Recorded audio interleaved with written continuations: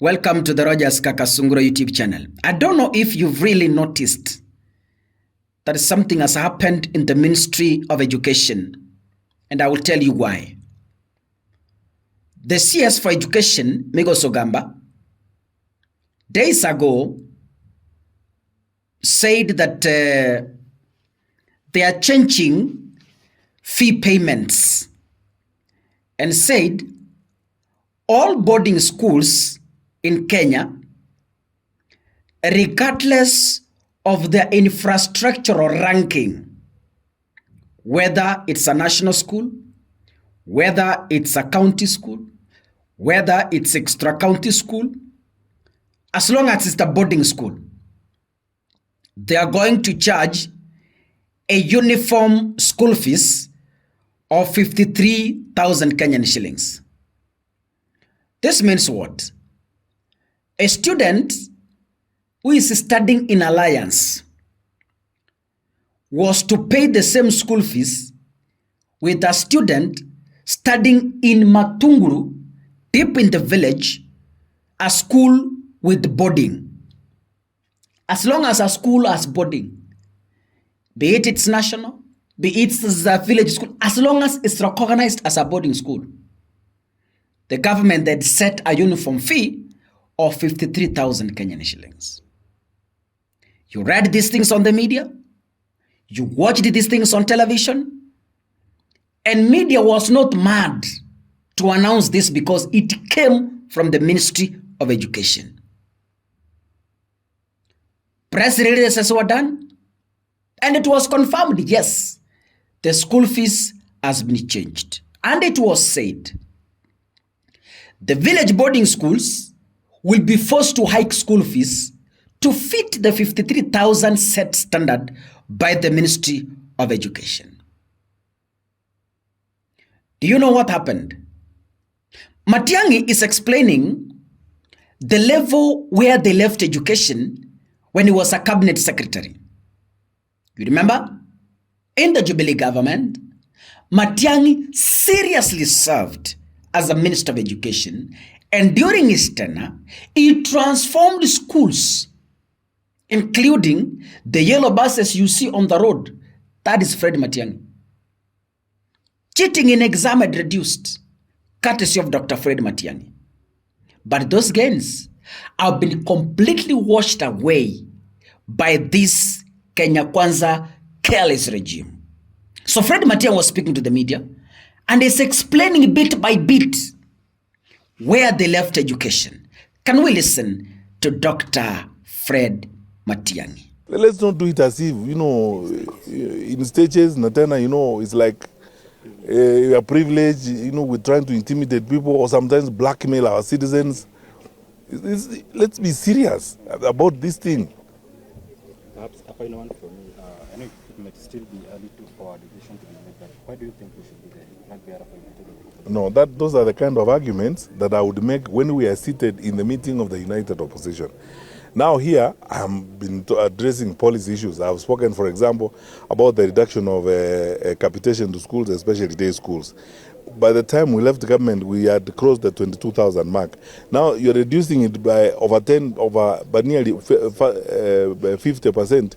You are now talking about 12,000.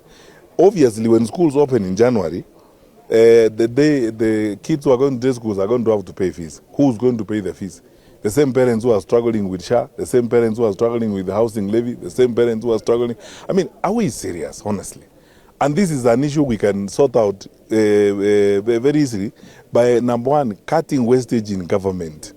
We have an opulent, wasteful government, big offices, big titles, big people, I don't know how many tons of advisors who will be earning salaries, big jobs and so on. We behave as if we are a developed country. Frankly, this is not rocket science, honestly. Which country in the world that wants to go serious does those kinds of things? And you are now putting our kids out. If we are not very careful, our dropout rates will go back to the pre-Kibaki days. Yeah. Because you see, what are you telling me? If we are playing games around, using language and semantics. They don't want to say, look, we are going to abolish for example, examination fees and so on and so forth. If you told an ordinary parent to spend 5,700 to pay for exams, 5,700, how many parents will manage that? This is common sense. It does not, you don't need philosophers around the table to help you. You look at the context in which you are working on, look at the challenges you have. You find a way of saving resources and putting them on the criticals. The criticals in this society are education, health, and then from there, security. So you look at how you can mop up resources and put them in the criticals. So this is not the time when you have a truckload of advisors, everybody who's, collect every political stillborn and make them something. And we call them what? So on. Then in the process, you are paying them money, they are driving around government money and so on and so forth. Then people are flying around the country in choppers and so on, telling, empowerment. The IEBC is not prepared for a proper voter registration. We are all hoping that during the mass voter registration, then opportunities will be provided and we'll have more capacity within the constituencies to do the registration. Otherwise, as the numbers now look, they sometimes portend a sense of discouragement and frustration, especially because of the low deployment by IEBC. Where the centers where most of our young people are found, universities, colleges, polytechnics, MTCs, and so on. These should be registration centers. That's what we should do. The IBC should have these mobile registration points going to where our young people are.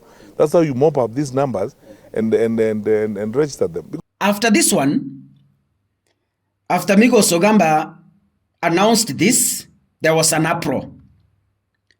Kenyans began to protest online and saying, how can a boarding school in the village pay 53,000 Kenyan shillings, same school fees with a national school?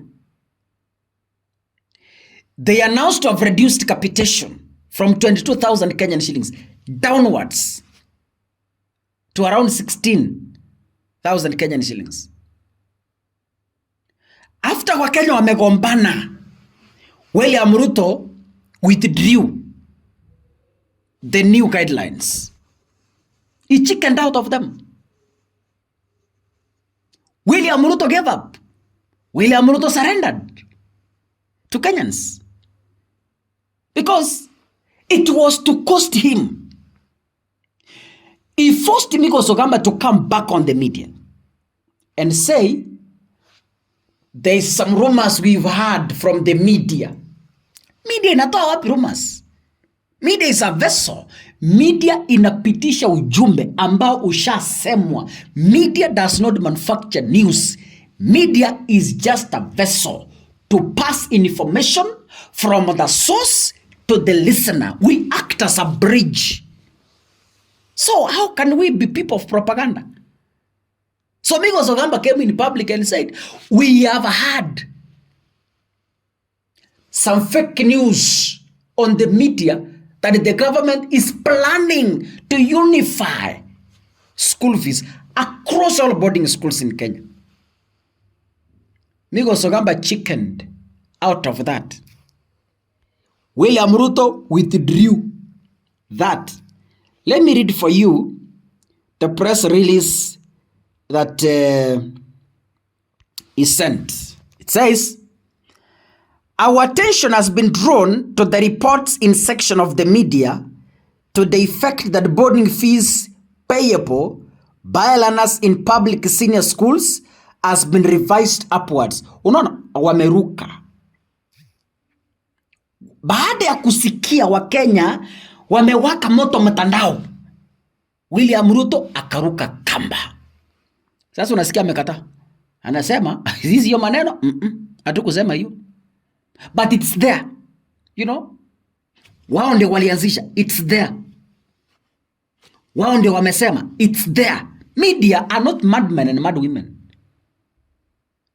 We can't be mad people to begin to announce what the government has not spoken. At sisi sio wazimu. Lakini kwa sababu wameona ni maandamano na 2027 imekaribia, Ruto ametoroka. He has chickened out of it. Amesema hiyo wacha ikae. Vile wameanza kutoroka cyber crime law. Umesikia Kalaki anasema ati kuna watu walienda kwa hiyo bill wakaichukua, wakainsert fake clauses, wakapeleka kotini. Wewe unafikiria koti inaweza peana reservations kwa fake document? Surely, because court is able to verify from the respondents. Pia wamesarenda, na nataka niwatangazie, hamjasarenda bado. Tutawakimbiza paka mtatoroka hiyo state house, pia mtasarenda. God bless you. See you the next episode. Asanteni sana.